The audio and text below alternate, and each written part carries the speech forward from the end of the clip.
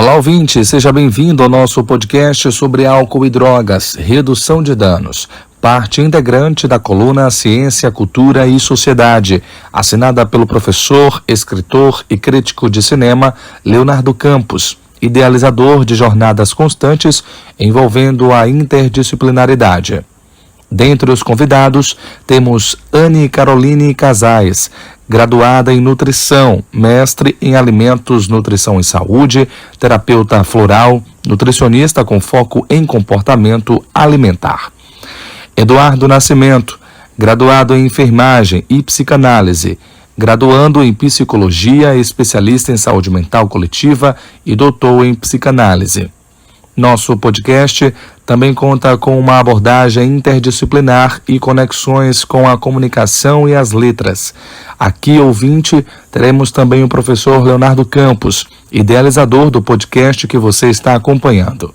Preparados? Sugerimos a audição desta empreitada de informação e aprendizagem no local tranquilo para melhor assimilação do que será refletido. Um fone de ouvido pode ser uma opção viável. Vamos nessa!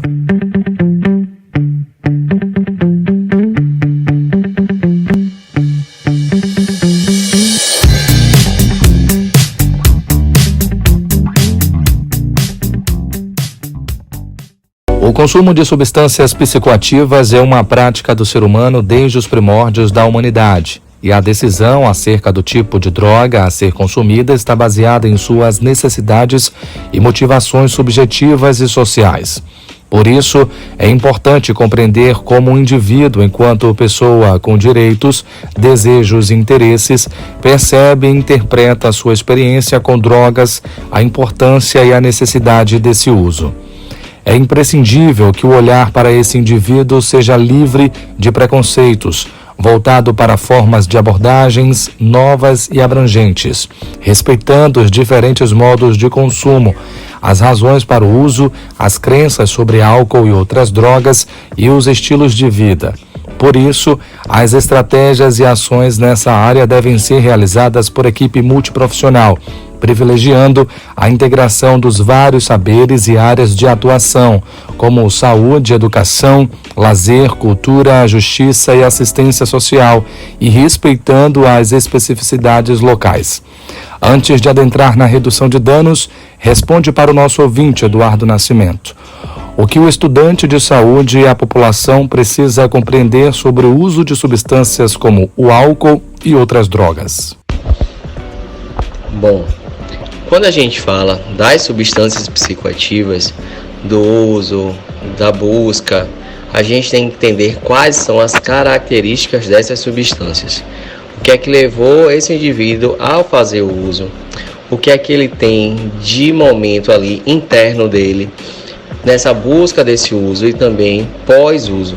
Qual questão simbólica essa substância ela está agregando à vida deste indivíduo? Então são pontos que a gente tem que levar em consideração.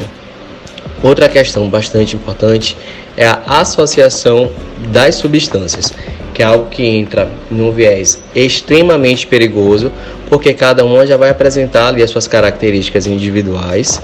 A gente tem que levar também em consideração as comorbidades que podem vir de formas orgânicas frente a essa mistura, onde muitas vezes a possibilidade, entra como essa negatividade desse indivíduo, como muitas pessoas acabam cursando, enfim, com colapso, do sistema nervoso central, outras manifestações também motriciais, e você fazer todo um trabalho de reabilitação, você fazer todo um trabalho de amparo, de manutenção, é bastante delicado. Então, para isso a gente tem alguns serviços que fazem esse amparo, o CAPS-AD, o CAPS-AD3, que é o CAPS álcool e outras drogas. Então, o CAPS-AD, que ele tem a funcionalidade de um serviço administrativo, o CAPS-AD3 ele já vai ter a funcionalidade de um serviço 24 horas.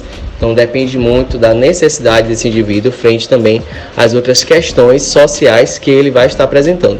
Então a gente tem um olhar para o indivíduo, olhar também para a família, amparando todas as necessidades que são essenciais buscando a qualidade de vida e a redução exata desses danos, né?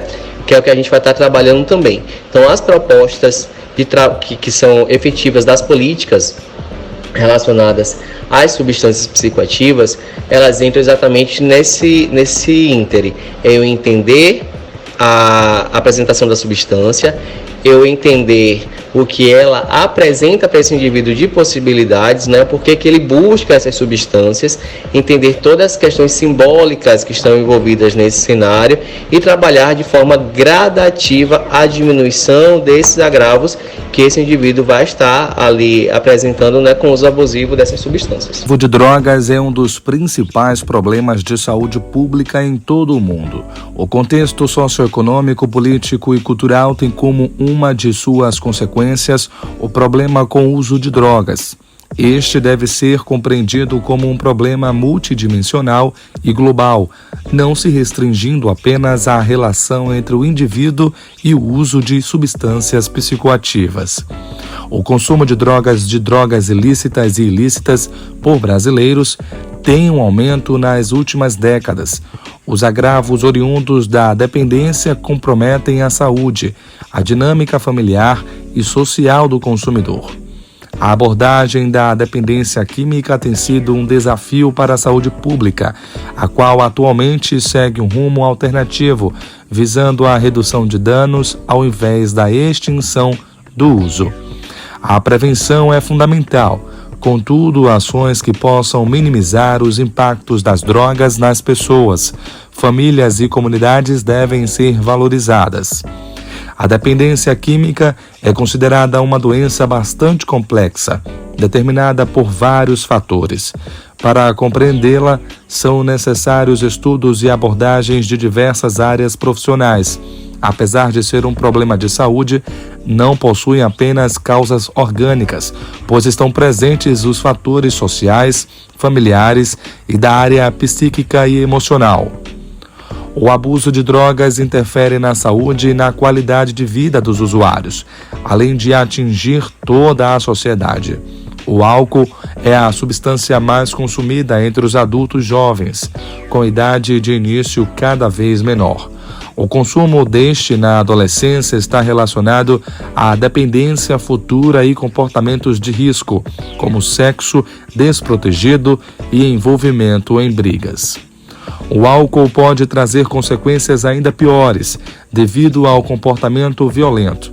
Foi constatada a presença de álcool no agressor, na vítima ou em ambos em até 66% dos casos de homicídio e agressões severas e em até 50% dos casos de estupro e atentado ao pudor. Evidencia-se que o álcool é uma importante porta de entrada para drogas ilícitas.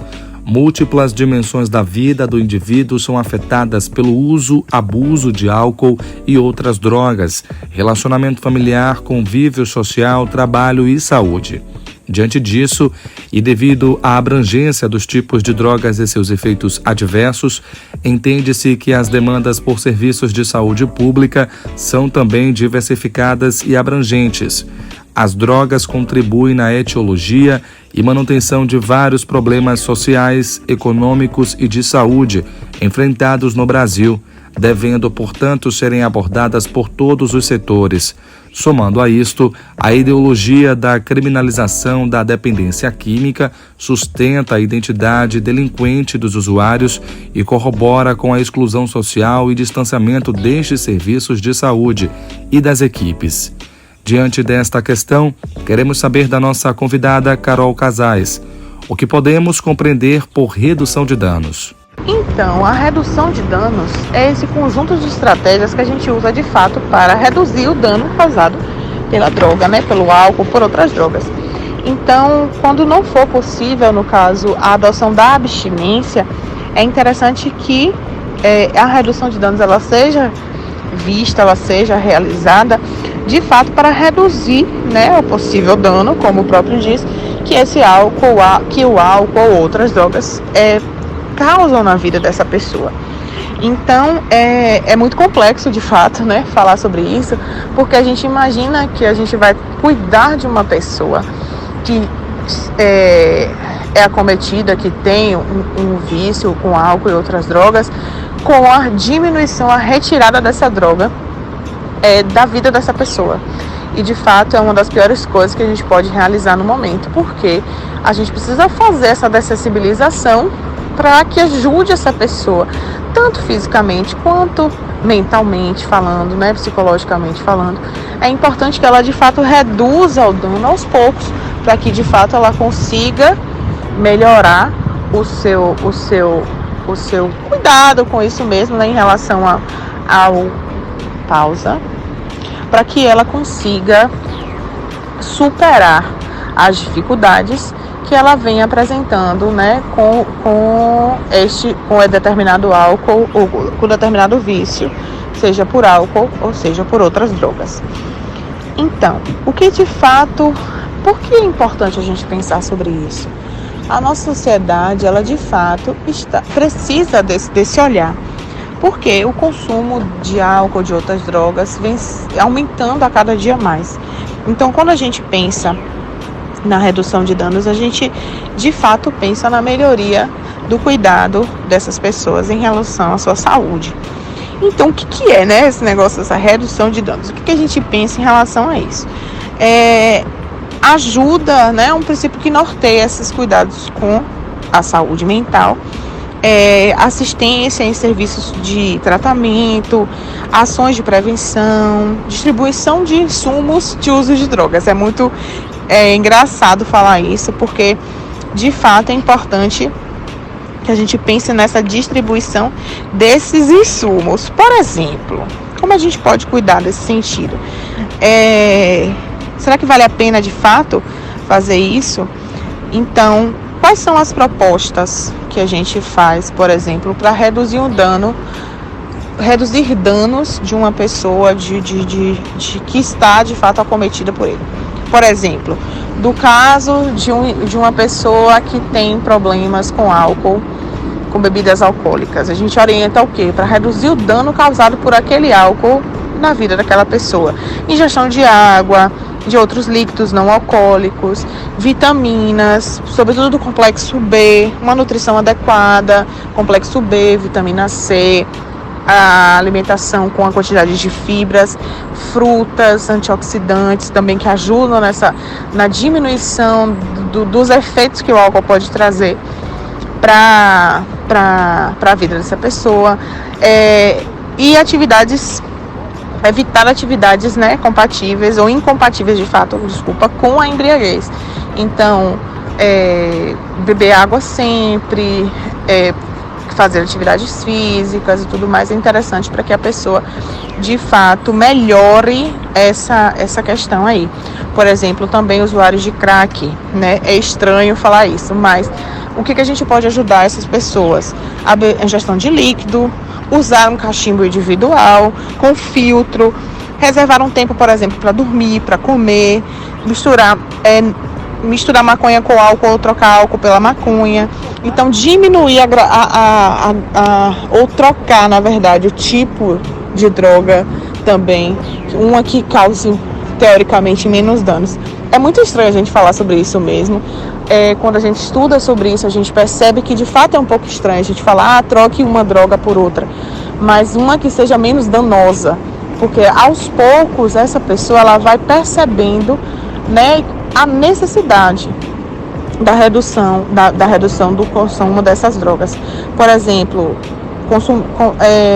usuários de cocaína, usar um equipamento próprio que seja para cheirar ou injetar, por exemplo, seringas limpas individuais, fracionar as doses, higienizar bem as mãos para preparar as doses injetáveis, por exemplo, uso de água destilada, injetar lentamente para a redução do efeito.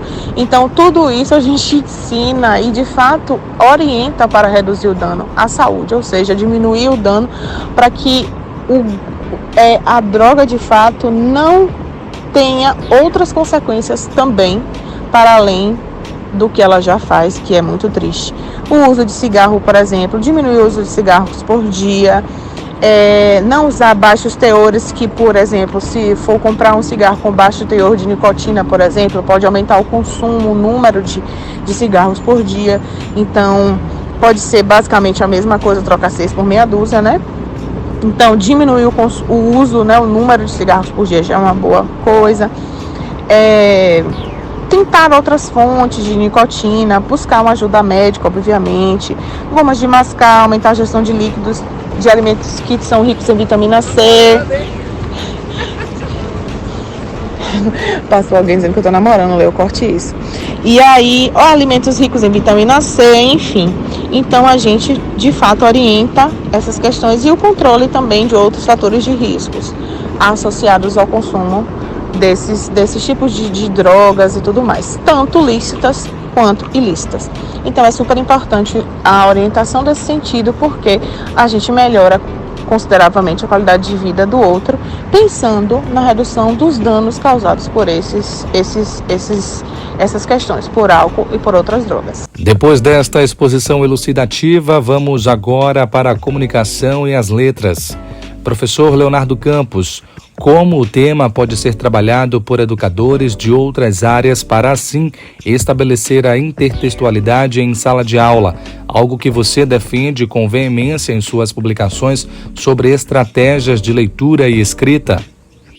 Interessante, Emerson, essa colocação sua, associada, né, com a colocação da Carol e do Eduardo, que foram os meus parceiros agora da aula interdisciplinar que nós fizemos, e vamos fazer outras sim, porque funcionou muito bem. A gente tem que pensar que, como a sociedade, né, determinados campos também precisam evoluir. Então, as práticas educacionais, né, elas precisam seguir o fluxo do contemporâneo, ou seja, o fluxo do que vem acontecendo no mundo. E a gente sabe que aquelas aulas que nós tivemos lá nos anos 90, 80, começo dos anos 2000, aquele tradicionalismo de ficar na frente do quadro com transparência que eles faziam, depois com slides, ainda é interessante fazer a expositiva, isso é fato. Mas a gente precisa de metodologias para captar esse estudante e se tornar um mediador. Então, a sala invertida, né, você pedir, por exemplo, que uma turma se divida em 5 equipes e cada uma vai analisar um filme ou um documentário, né, um filme ficcional, um documentário sobre o assunto, e a partir daí você, enquanto mediador, vai promovendo a reflexão, promovendo o debate. Eles vão trazer o conteúdo que seria expositivo, já mediado com um produto, né, um conteúdo de aprendizagem concreta, que é o cinema, como podia ser também um conto ou uma notícia, e a partir dessa notícia, desse conto, desse filme, ser o ponto de partida para a discussão sobre álcool e outras drogas e redução de danos. Mapas mentais também, levar questões para a sala de aula. Eu sei que nós docentes todos, né, estamos sobrecarregados sempre evolução, tem treinamento, tem vida pessoal, a gente às vezes não tem uma carga horária que dê conta de tudo isso e precisa ficar levando um trabalho para casa. A gente não vai romantizar, obviamente, sobrecarga de trabalho, que isso é uma discussão, inclusive, muito constante hoje. Mas, assim, tentar elaborar questões mais problematizadoras. Eu sempre gosto de fazer questões discursivas com situações hipotéticas. Então, eu boto lá a situação e boto um texto motivador. Sempre tem um texto motivador, uma charge, uma tirinha, um infográfico, para que o estudante se baseie naquilo ali e, a partir daí, ele construir a sua resposta. Então, é muito mais interessante você fazer isso, colocar um enunciado do tipo: situação hipotética. Você foi convidado para ser consultor de um podcast sobre tal assunto. Neste caso, o assunto álcool e outras drogas, redução de danos. A partir disso, o seu cliente solicitou, né, a pessoa que te pediu a consultoria, informações ou tópicos, um roteiro de como você trabalharia com aquilo numa campanha para uma campanha publicitária ou para uma reportagem que vai sair. Então, o estudante ele vai colocar esse conteúdo na resposta, mas ele já vai associar isso com a vida dele do lado de fora. Aquela reclamação constante que o estudante tem, né, de que às vezes aqueles conteúdos ficam ali engessados em slides e não traz uma associação de fato com o seu cotidiano. E assim a gente permite que os estudantes evoluam, construam, né, a sua cidadania. A gente pode pedir, por exemplo, que uma turma de 40 alunos, eles construam um podcast sobre o assunto, um podcast, né, para trazer informação como a gente está fazendo aqui. Enfim, são muitas as possibilidades. Quando for construir questão para as avaliações, colocar sempre questões que sejam mais problematizadoras, né, que sejam mais desafiadoras, mas o desafiador não é o difícil, a complexidade. Questões mais criativas, que não tem muito aquela cara do copiou e colou da internet, sabe? Que é um recurso que às vezes muitos docentes recorrem, não por desinteresse, mas de fato por não entender que o mundo mudou e a gente precisa mudar também. E como não podia deixar de ser, estamos diante de um crítico de cinema. Traça um panorama para o nosso ouvinte sobre narrativas ficcionais e documentais para a abordagem deste tema tão necessário socialmente. Interessante pergunta, Emerson, também, porque eu falei de cinema agora na outra pergunta para você, e é algo que quem me conhece já sabe. Não é aquela coisa de você chegar na sala de aula, exibir um filme e depois perguntar o que todo mundo achou. Não. Esse filme tem que estar embasado, tem que ter um texto base, tem que ter uma indicação de leitura, de preferência uma ou duas questões, seja objetiva, seja discursiva, ou a solicitação de um mapa mental, enfim, tem que ter uma conexão, tem que ter uma rede. Então as pessoas elas precisam se conectar, né? Ou seja, entender que o filme faz parte ali daquele conteúdo, que o filme pode ser entretenimento, mas também é um debate, para que não haja desconfiguração assim da sua proposta educativa. Nós temos diversas narrativas sobre álcool, drogas, redução de danos, mas pontos que eu gosto de trazer que eu acho muito interessantes, né, são os filmes sobre acidentes de trânsito, né, que a gente chama de sinistro de trânsito hoje. Por quê? Quando a gente tem motoristas drogados e alcoolizados, né, condutores diante do volante, então a gente tem aí situações de risco, né, que essas pessoas se colocam em risco, causam danos e também promovem tragédias que não envolvem só a ele ou aquela vítima, mas tem o luto das famílias, tem o problema, por exemplo, se aquela pessoa ela for presa, então como é que o núcleo familiar daquela pessoa vai saber lidar, vai sobreviver diante daquilo, principalmente se aquela pessoa for a provedora, no caso da família, for a que tiver a renda maior.